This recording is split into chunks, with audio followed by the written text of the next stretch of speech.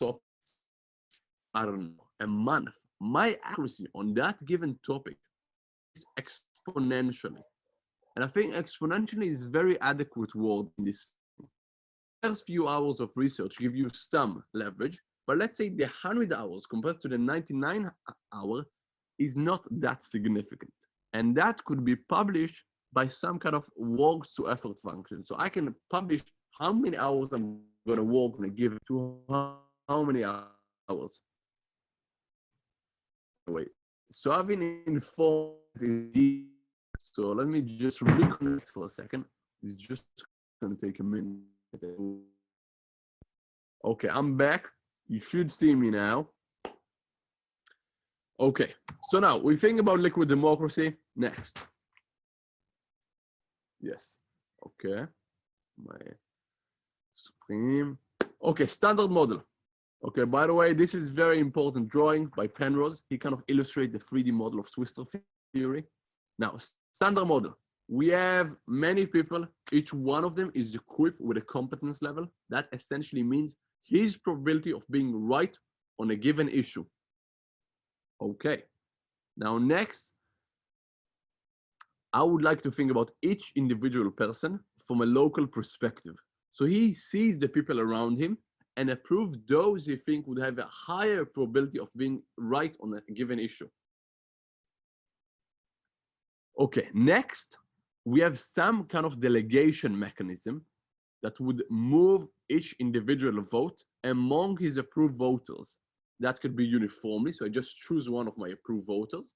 I can give it to the one with the highest competence. You ask me, how do I choose which and determine the competence of each individual person? That's a different issue. Let's see, we have some questions in the chat. Okay. All right, I think everyone has a better connection now. I might go overboard a little bit in time. Let's hope I don't, okay? Okay, so we have the competence, we have people, we have delegation. And we all understand the motivation of considering different voting mechanism. Fine, let's go. The next bit is local mechanism. So a mechanism is considered to be local if it only takes the perspective for each node of each immediate neighborhood. So think about yourself, think about the people you know, and then if the voting mechanism determines how your vote flows on the social graph only based on your individual perspective, that is a local mechanism. Why you want to think about local mechanisms? They are very natural in our everyday to-day life. So I would probably most likely delegate my vote to someone who is very close to me. But beyond that, a non-local mechanism means I can, for example, think about some stuff. Let's say someone has too many votes on a graph. So the votes correlate too highly, and then his probability of being wrong degrades our social and collective decision-making. I would like to cap the number of votes he can get. Now, this gets a little bit more technical, but there is no point to worry. This is just a definition to the people among you who like some math. The possibility of gain mean that liquid democracy is performing better than direct democracy on a given graph or family of graphs. So the idea is, so for a sufficiently large graph, as the community grows, we still have the possibility of doing better than direct democracy. So essentially, everyone has their competence level, and then everyone votes, and then we see what's the probability of choosing the right outcome. That's kind of the basic metric. And do no harm is essentially meaning for a sufficiently large graphs, we can bound the loss of using liquid democracy. So why these two definitions make sense? Let's think about two situations. One, we have a star graph. A star graph looks something like this. You see the graph here, something in the middle, many people in the surrounding, they can delegate their votes to the center. That means there is a very high correlation of votes. If I could draw now, that would be very useful. Let me see if I can do it on Zoom. Forgive me for a second. Never mind. Let's forget that. Okay. Hopefully I'm screen sharing this. Share screen. Jesus. All right. Hopefully you see my slideshow. If not, please. Yeah, we see your slides. All right, okay. Anyway, so a star graph has a very high correlated vote, which means all the votes flow to the middle. Imagine me, all of you gives you my votes. Even if I'm supremely competent on a given issue, let's say the right to where to build houses in my village. You know, I know what's the right division, so the collective benefit would be great. If there is sufficiently enough of you and your probability is greater than half of being right, it's better not to delegate. Why? Because my loss is still bounded. I can still be wrong in 0.1%. If you have people which are, their probability is better than half, which means they have some sense in the right direction. If you have many of them, your probability of collectively being right on direct democracy is practically 1. And that's the law of large numbers in math. Now, after we thought about local delegations, and I right now explain, for example, a given problem with delegating your votes immediately, let's consider about a situation which is amazingly good to use liquid democracy. Imagine me, and if I had a daughter. She would have a 0.1 on a given issue in the economy, and I would have 0.9, for instance. So her delegation to me would boost the collective decision making by 40%. Now imagine many families, and that it just means that one person in the family has to be very well informed on a given issue. Then in each situation, you would have many small clicks that boost their competence by a lot. The classical example is two pairs. One has 0.3, one has 0.7. Together under direct democracy is 0.5, like tossing a coin. And if you use liquid democracy, you boost it by the margin. So that's, let's say, 20%. Now, maybe a little bit fast. Now, another perspective to choose is the implementation. How the hell do you implement kind of stuff? Do you do it on a blockchain, some distributed system? That would be all ideal, but that means you have to compute the voting under the local perspective. And since, if you saw the last slide, very famous papers, you know, it really started my research on the topic because I read that paper, is the fact that local mechanism cannot satisfy these two axioms. So the possibility of doing better than direct democracy over time and bounding the loss at the same time, which means either once in a while you have some graphs, social graphs, that we're gonna receive a non-minor loss compared to direct democracy, or after a while, the graphs that were doing better than direct democracy are not too often. Okay, that's not exactly ideal, but that would be the layman terms. So I did some simulation about this stuff. So let's say we have some voters. Each voter is equipped with a competence that I roll uniformly out of a distribution between half and some parameter, okay? That's kind of try to illustrate that most people have some idea about the topic. And sometimes I roll the competence less than half. So I start by 0.3 or something, because the assumption that everyone knows better than a random toss is not that accurate, in my opinion, in many cases. Now, we do many simulations. So like I give it a given distribution over a graph with some parameters. Then I cast the votes based on the most competent voter of that person. So imagine a star graph, one person in the middle, many satellites connected to that person. So that's kind of the fundamental unit in these kind of scenarios, because that unit tests the issue that votes which are not distributed and are very correlated have a very high loss whenever they're wrong. So you want, on the one hand, to increase the collective accuracy. On the other hand, you want to keep some sort of variance over the distribution of the votes in the system. So I don't know if you can see the 3D graphs here, but that's kind of the fact that it is curved and it is moving in some directions in both ways means that in some cases it's better to choose one person to dictate. It's kind of like a random dictatorship. And on another, it's better to give a proportional divide of the vote. This means essentially that in most of the cases, there is a merit to the balance in between, which means we benefit from using liquid democracy, because either one or direct democracy, either dictatorship or proportional divide, are not performing the best. So in a lot of situations, on many simulations, we can see the benefit of using direct democracy. The last graph I want to share with you guys here is just, the graph here was the fundamental example to show that local mechanisms, essentially liquid democracy, voting with delegation, but only choosing the perspective of the individual person, have a lot of problems because they cannot satisfy the possibility of gain and not to do any harm over some graphs. So what they did, they capped the number of votes each individual node can have as a proportion of the graph. So if we have n, then I don't know, 1 over, maybe, I don't know, a fourth root of n is the cap for a given individual. I mean, this wasn't just theoretical research. In the example in Berlin in 2011, where 10% of the vote of that state were in the Pirate Party, one linguistic professor in Berlin literally had a veto power in the system. Interestingly enough, he never used that veto power. So whenever a majority was formed, he never voted against it in order to exercise his veto power. But the fact that he had one illustrated the danger of correlation of goods.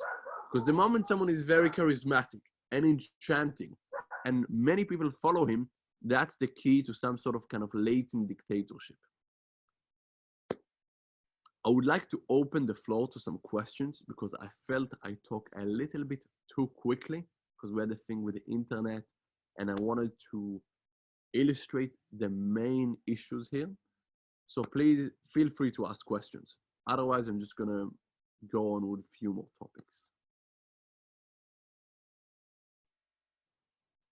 What do you think are the steps to implement liquid democracy like in real life, and what may be your thoughts? What countries might be like first to do that? Excellent question. Okay, so my research, the research group that I'm attempting to collaborate with, aka dedicate by the next 5 years of my life, is essentially trying to build this e-democracy systems online. And the professor leading that group is Professor Udi Shapiro in Weizmann. Great guy, very nice. You can always reach out to him. He's sometimes impatient, but he's very clever. The point is that we already have these systems online in Norway, in the Pirate Party, in Berlin. Either way, let's not go into politics because these parties are not doing too well. But for example, in Ethereum, there is large community using these systems. And the first step is first to think about the regulation and the system and the implementation of the voting system, because you don't want that to be susceptible to corruption or hacking of the actual algorithm or the actual machine or the vote cast. The biggest problem with a non-local mechanism, the one which just thinks about your individual perspective, like the one I suggested here, the greedy cap, is the fact that the moment I cap the vote of someone, it means that the next votes that were supposed to flow to him through the directed graph on that social networks would go somewhere else. This means, here we go, that I choose where your vote go. It is not individually choose, the algorithm choose, so it just caps and then it flows somewhere else on the system. But it means I intervene in your own free will of casting your vote. That is a big problem in voting systems. So that was the biggest obstacle of a non-local mechanism. But after a while and some discussion, we can agree to some extent that it's a good thing to choose. That is a really big kind of controversial topic within the community. But that is just one mechanism I chose to research. There are many others that the people in the social choice community, which is like a very hot topic in game theory, that basically thinks about the allocation of goods, the voting system. It's a lot about social choice, as the name implies, and its computation. Have suggested many other very noteworthy voting systems that we can choose from. So the famous quote from Churchill that the democracy is the best system we have is not exactly that. It's the best one we tried so far. So I am very adamant that we can use other systems and other voting mechanisms which would really improve our collective decision making. I mean, the fact that, you know, we have the simulation, we have the data, we know we can do better, and we have a lot of problems with the current situation is just, you know, kind of like a very big warning light that we have to do something different. And the next... Yeah, sorry, interrupt, but you told about warning lights, and I remember, I might be wrong, but it's around 70% the young generation, so millennials, almost no voting. Actually, this is a huge problem in Europe because they don't trust anymore voting system, so they even don't go to vote. I agree. That is a huge issue, and I think those individuals should get their asses off their sofas and vote. It's a big issue to exercise your voting system. Exactly. But I don't know how to illustrate the fact that it seems quite complicated, but it's very natural to be able to be active in your own decision making. So there was some experimentation in Iceland when they allowed certain communities to be very vocal about the different laws which were passed on that jurisdiction. And they published a forum online on that area. Just a forum, a website, and people can kind of upload their votes and stuff. And it seems they had a law which didn't allow them to drive their snowmobiles in their own area for some reason. So the moment there was more individual action in their own governance of their community, everyone benefited from that. And that is my message. I think we should all have higher agency in the collective decision making. I truly believe that would be the key to improving our well-being as a community and not just as individuals. Because the current system, there are many people in power which benefit from the way things are run today. And that's why always old elites are fighting against new elites. It was no wonder that a lot of the oil companies, a lot of the others had a lot of fights with the internet companies, which are the new giants today. But we, as a community, as a collection of individuals which are willing to take action, should demand change in our own time. This is the time to move. And it's not just global warming, it's not just Corona, it is the time in the era to do something differently. I would like to thank everyone for coming today. And I think I have another minute or two before the next speaker would come up. So if you have any other questions, please feel free. Thank you, everyone. And thanks, Michael Haley, for running this show, and Lindsay, which I met at dinner, for introducing me to Haley. Thank you, amazing research. Keep doing it.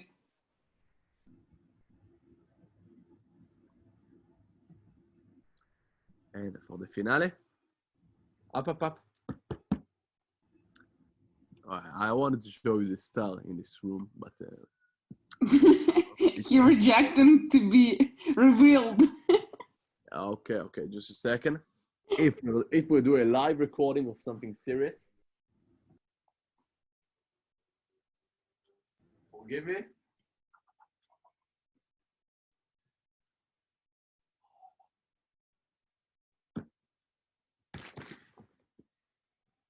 And as you can see, the star in the show is the reason. The main voter. So I would delegate my votes to him. Yes, exactly. He has definitely expertise of eating sausages or something like that. Yeah, he has many expertise in that. Anyway, I want to say thanks again for everyone who just came today and want to listen to something fresh about different voting systems. And do think about just like how your own communities are run today.